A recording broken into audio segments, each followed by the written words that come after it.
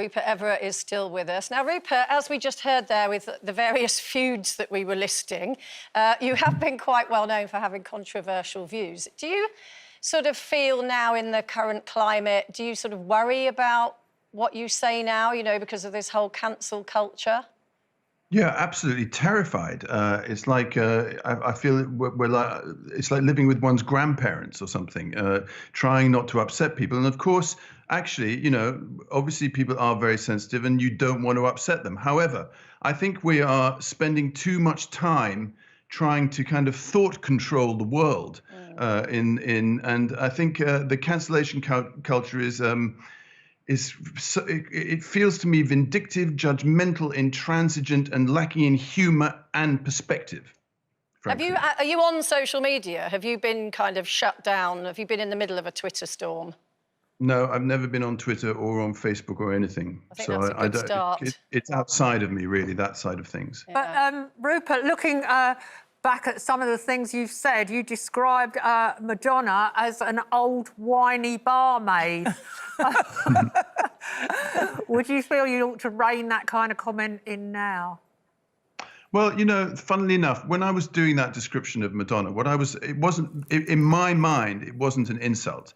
Well, if you called me an old whiny barmaid, I'd be around with one of my handbags giving you a bosh.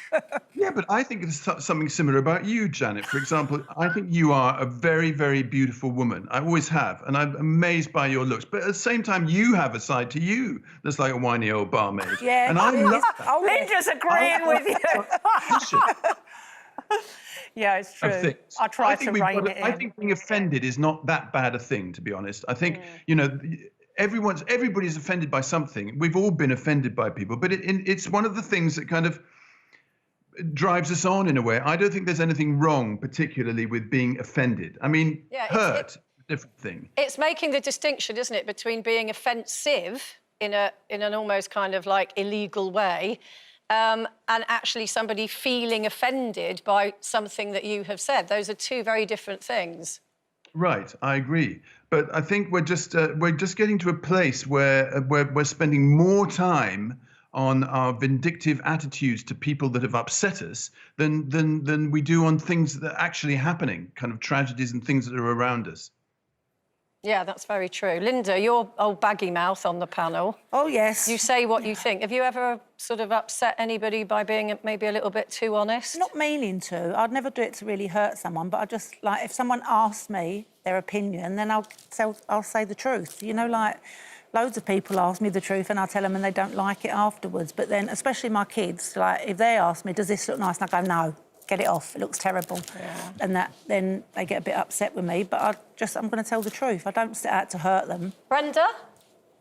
I'm kind of the same as Linda. You know, my friends always say I'm outspoken, and I've been kind of raised to just say it as I see it, and, you know, but I think I've found since I've been on the show that I self-edit myself a lot more than what I used to, because I am very weary and very scared of upsetting or annoying somebody or somebody misconstruing what I say, you know.